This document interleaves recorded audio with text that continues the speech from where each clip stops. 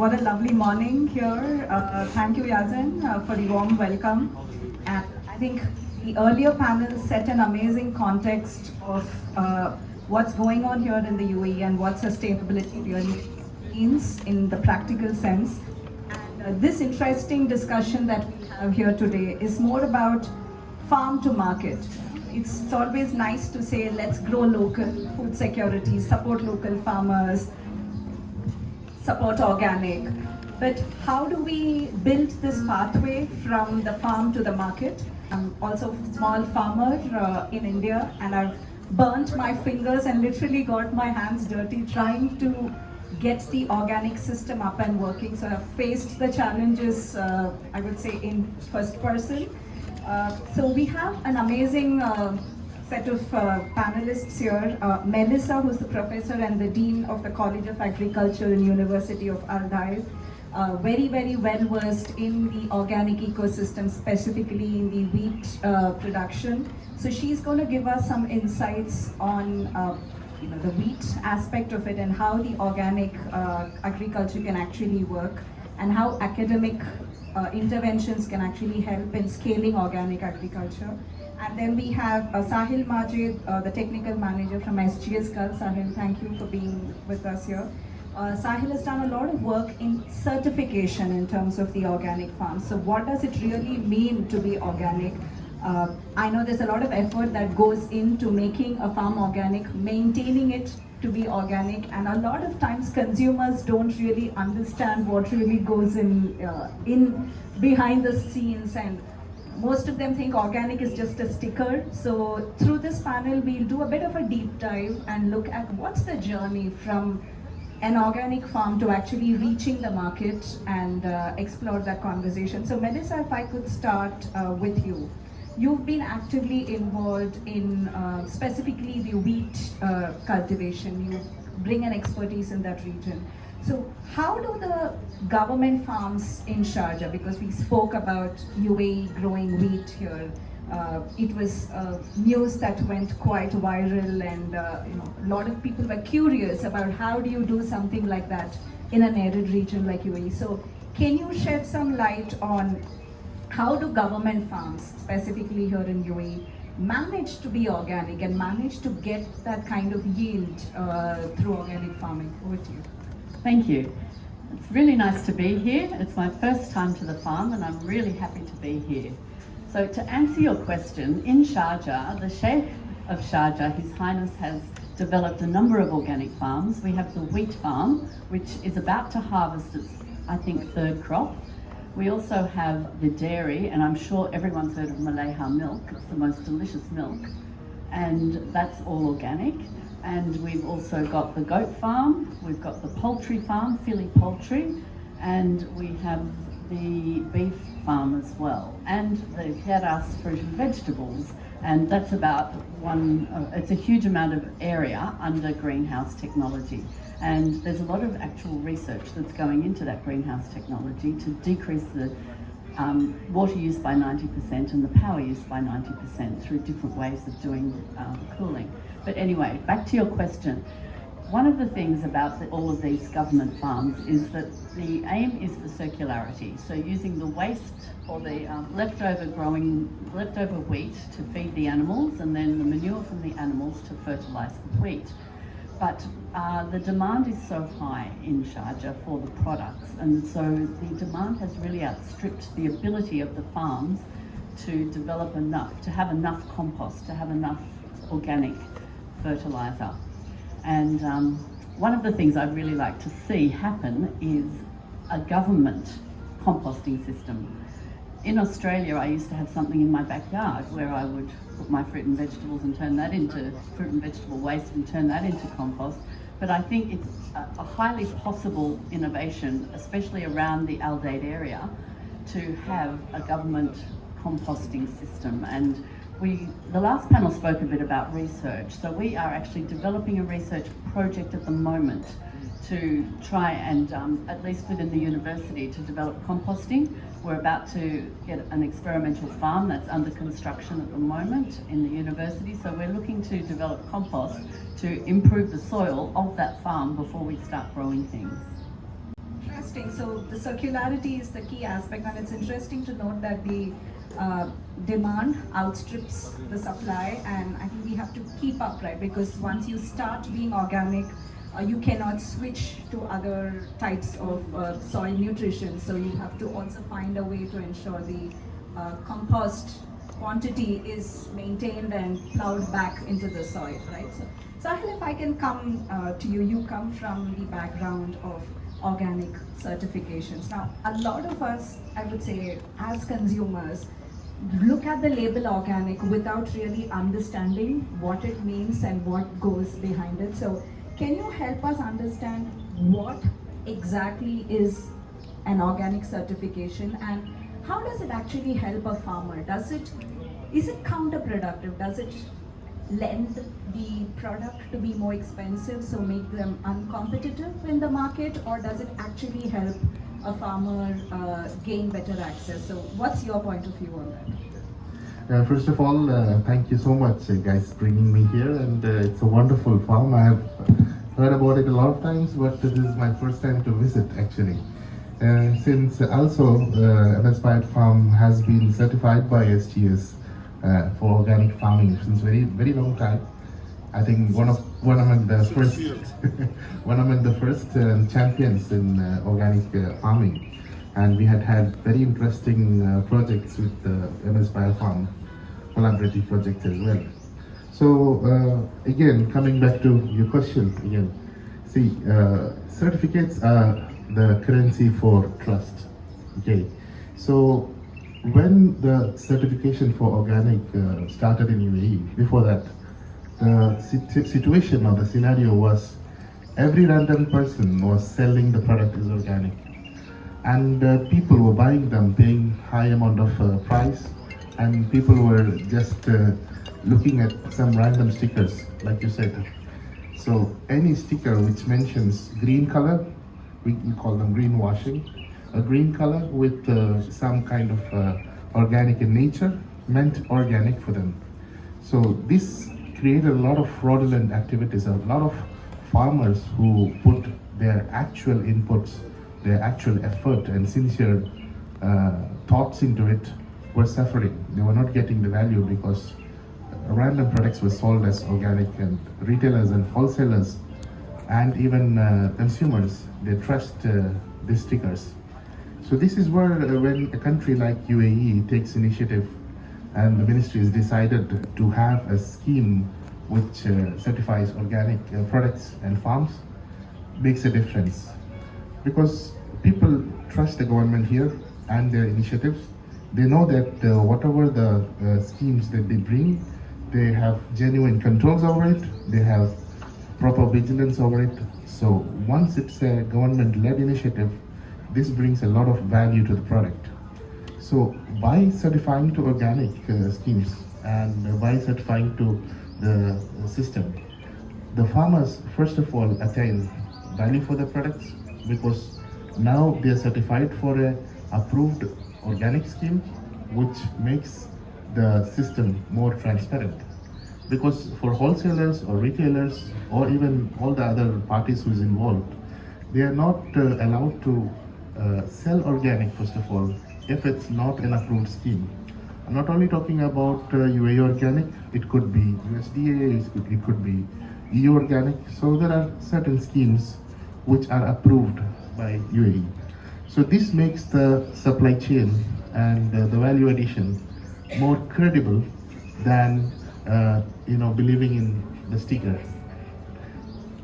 Thank you so much, and that was quite enlightening, because a lot of times as consumers we trust the sticker, we don't really know what goes in behind it, but it's good to know that now there's a lot more structure for organic farmers to actually access the markets. So Melissa, if I can come back to you, we've been speaking about organic approaches and organic farms. From your point of view, the biggest challenge that organic farmers or organic farms face? I think they face a few challenges. The first one I mentioned before, access to enough locally produced compost and decreasing the amount that has to be imported. That's one challenge. But I think coming back to the certification is another challenge. Maintaining certification is not easy. Maintaining the auditing and responding and complying is also not easy. But I think one of the big challenges is communicating the fact that the product is valuable for money, communicating the fact that the organic food is without pesticides, and one by one we're hearing each pesticide from our childhood being banned from the market one by one. So we know that organic food is better, but having the language to articulate that and having the room on the package to put that on. And I would also like to see, you talk about stickers, but I'd also like to see an organic certification mark that's standard across the country. And I think As a the consumer, UAE, you look at it, you know Yeah, that it's... you trust it. You trust it. and the UAE Food Cluster, which I'm sure many of you have heard about, is looking at harmonising policies across the Emirates, and that could be really quite a good one to take on board.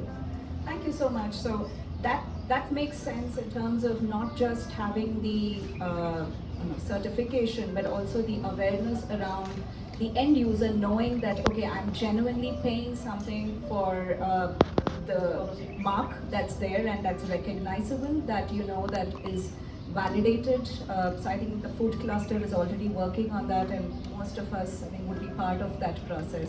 So Sahil, if I could come back to you, you are someone who audits, and I remember in how Yazin mentioned, I hope when you're going to be looking at the farm today. So as a farmer who is getting audited by you, what practical steps would you recommend them to take? So because as they say, you may not agree, but the auditor's job is the easiest. Someone else does the hard work, and the auditor goes and puts the tick boxes and says yes, no, and that could determine a farm's future, right? So if I can put you on the spot here and ask, what practical steps should farms take or should farmers take to ensure that the certification process is not a punishment?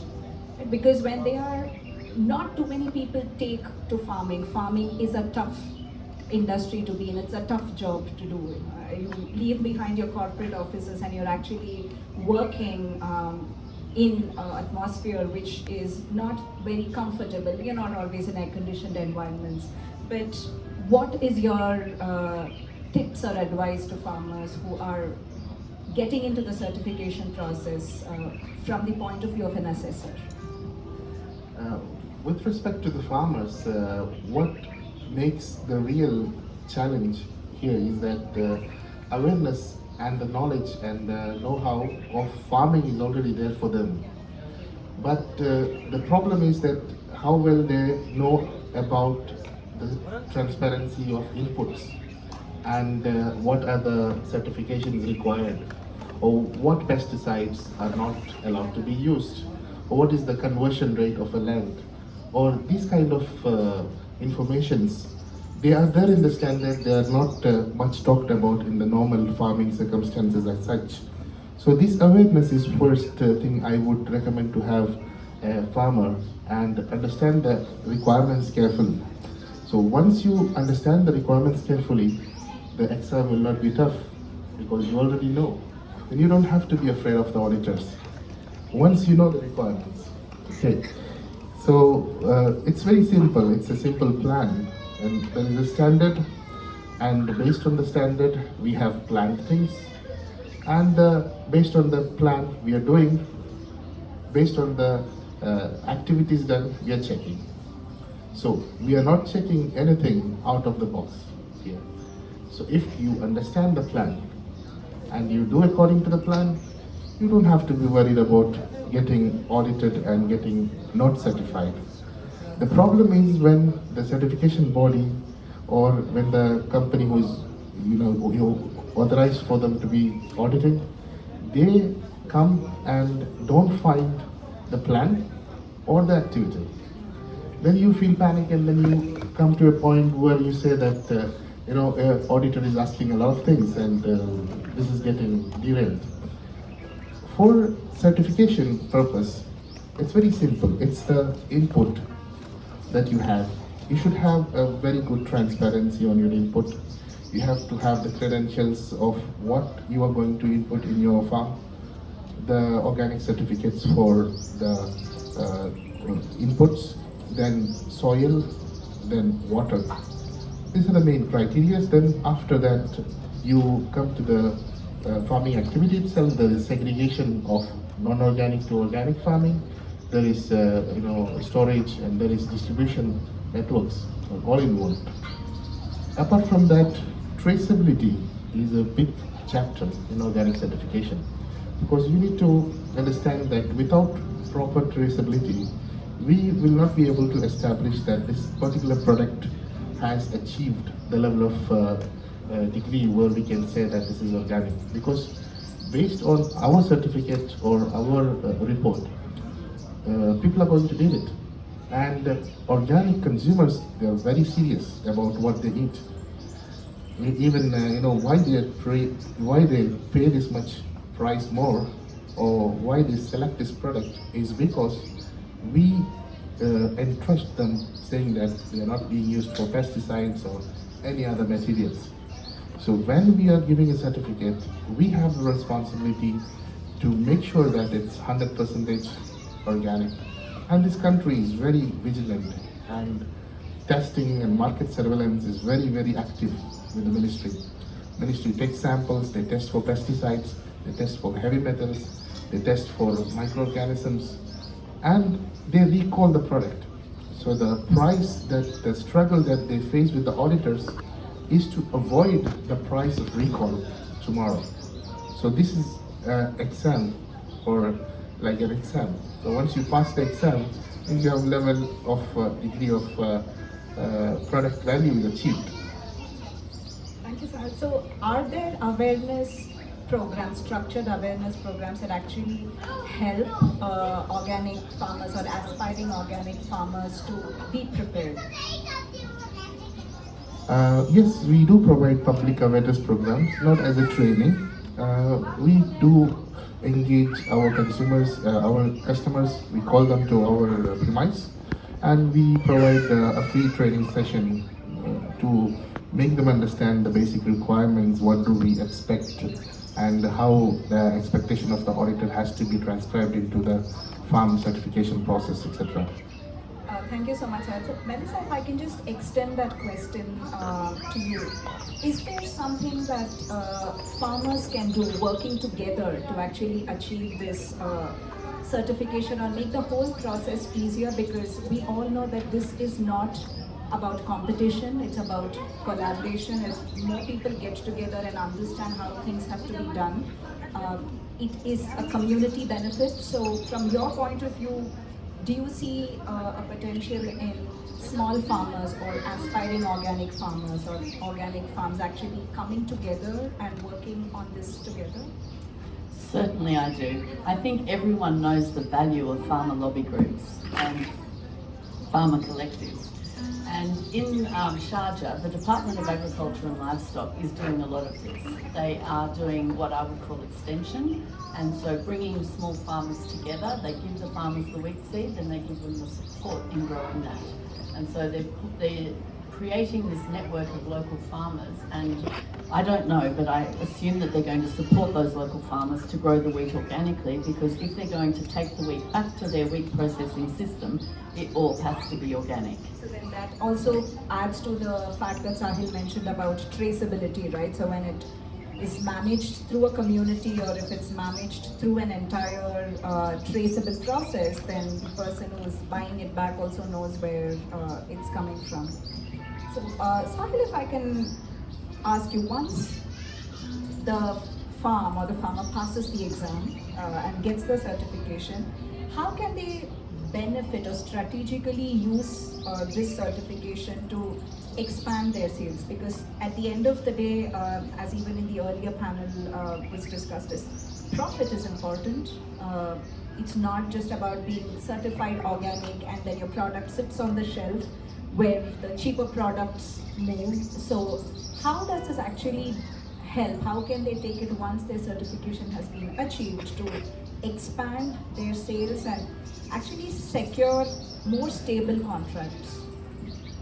So I would like to come back to what Melissa mentioned about the one logo for all the organic products. Actually, does it exist actually? Yeah, and it's an organic certification which is done by MOIA, Ministry of Industries and Advanced Technology, and these logo can be placed in all the products that we certify. It's a product certification, unlike other certifications like HACCP and ISO 22000. Organic is a product certification, and which means every product can have the logo which is organic, and there will be a traceable serial number for the logo as such, which can be traced back to the website, and the certificate can be viewed online as well. Addition to that, it's not only the certification that is the result of organic certification audit. When we do an audit, we always aim at continual improvement, which also means that we look into various factors of farming. We are auditing various organizations across the globe. Means we carry experience from across the globe, and we know what is the best practices which is happening across the globe, and how that can be used for the benefit of the farmers as well. So when we see there is a defect, there is a deviation, when we report the deviation, when the farmers correct the deviation, it also improves the yield, it also reduces the wastage, which ultimately is transcribed as profit.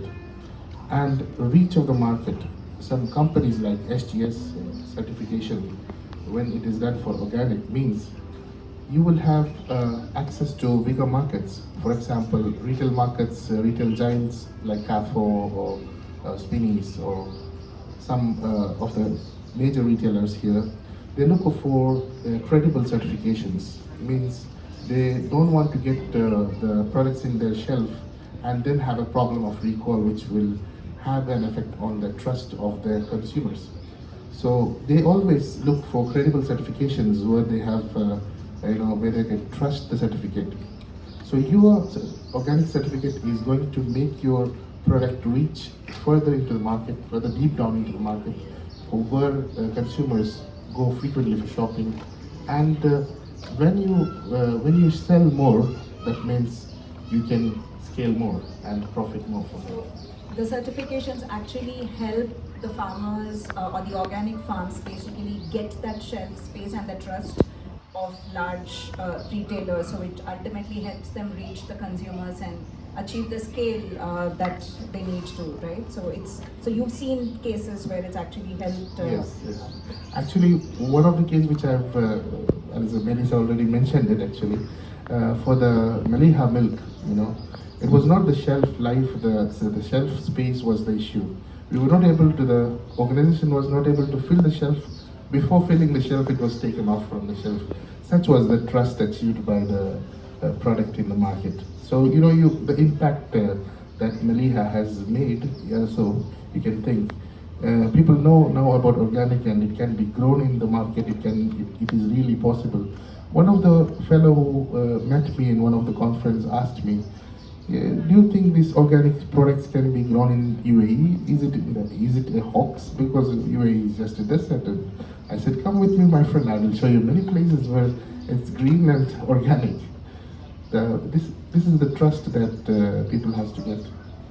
Thank you, Sahil. So, Melissa, if I can come back to you in terms of a more futuristic look in terms of what can we do to make the next decade or the next couple of years easier, because as you said, the Sharjah farms have got their third crop now. You must have learned a lot in working on those. A lot of learnings must have come through. How can we make the next few years more stable, more sustainable, and more easier so that we can achieve the scale that we are aiming for? I can answer that question a few ways. One way is what we're doing at the university. I think part of the vision of Sheikh Sultan was in his agriculture, setting up agriculture around the area, was to set up the university as well and to put an agriculture program into the university. And because he has a background in agriculture and a degree in it, we have an awful lot of students. So we have a lot of agriculture students, 170 of them in 2 cohorts. first year and second year, that are working with farms, working with the different farms of Sharjah, and will do their research projects and industry placements. So that will bring a lot of academic collaboration and research outputs, and that's one way. The other way is more in a public-facing way. In Australia, and I think in many countries, there's been a television show called MasterChef, or something along those lines. That has done an awful lot to educate young consumers and their parents. And in Australia, where there's a big push for Indigenous foods, they've had bush food programs, they've had organic programs, and having a show like MasterChef really does communicate to a lot of people of every, of all the different levels, children, parents and grandparents. And when that message comes through from the different generations, it gets a lot more power. It's really interesting to know that there are almost 170 young students taking agriculture as a potential profession. 94% of them are from Sharjah. Oh, amazing. And they are all serious about taking agriculture as a profession moving forward. That's quite encouraging because in this era where most of us associate the alphas and the Gen Zs to AI and tech, to know that there are these bunch of aspiring students who are actually looking at agriculture as a profession is quite encouraging, isn't it? Absolutely, it is, yes. As we come to the close of this panel discussion, I would like to ask Sahil, what do you see from your point of view in the area that you are focused on is a roadmap for scaling organic farms from where we are today to where you would like to see in the next 5 years? What would you lay out as the key activities to be done as part of the roadmap? One of the major challenges then when organic farming started was availability of input and the high cost that farmers had to pay for it, and availability of shelf space in the other end. Now, as we grow as a community for organic farming, the farmers started using organic inputs a lot, so which has made the organic inputs cost to come down. So what would attract more as a consumer is that the price of the organic products come to a stable position where they can achieve. Because if you take the 80-20 ratio, if right now we say is the 20% of the population who is really into the organic, we have to convert the other way to use the 80% of the population to use organic and to 20%, just to have the balance. This will make the organic farmers, and they give the profit to scale it more, to have more products, more varieties, and to increase their confidence. Because money, of course, matters, and the business is what makes it possible. Thank you so much, Sahil. Anything else that you would like to add before we talk? I just wanted to say, Yazin, that I can give you the free grazing chicken certificate now because you've been asking and arguing about it. I paid the chicken. I trained it to just chase you. They are doing their job. There'll be a free eating chicken behind you. Yazin has been behind the certification bodies and ministries for getting the scheme for the free range chicken, and alhamdulillah, it's ready now. It's rolled out. But he's a pioneer behind it, and it's no need to do any audit. It's been done. The exam is passed, huh? Truly organic. So, Melissa, if I could ask you the same question from your point of view, where do you see the roadmap? What would be the critical activities that, as a community, that we can do in terms of achieving that scale from farm to homes? Well, as an academic, I think it's research and communication. And just while I've got the microphone, I'm going to tell you all that we're having an international conference in January next year on sustainable agriculture in arid systems. And it's going to have a round table for the horticulture sector to look at policies, to look at import issues, to look at why you can have 1 million kilograms of lettuce locally produced in the greenhouses, but you buy product of Italy in the shops. To look at things like that. And so I do think it's about research and communicating the research and having the ability to do research that is linked with industry. So that's a very valid observation, Mensa, because research, when it finds its way into practical applications and then we're able to measure and monitor the impact of what it's done, and with the young students who are all probably gearing up to be a part of this journey, I think that's really encouraging. On behalf of the food cluster and everyone who is here and the UAE F&B group, thank you so much, and a big shout out to Yazen. Yazen, I've always heard about the Emirates Bio Farm, but I think all three of us are visiting here for the first time, and we really look forward to seeing what you've created here. I know it's a lot of resilience that has gone behind it, so kudos to you, and sir, to you too. It was a pleasure joining all of you here. Thank you so much.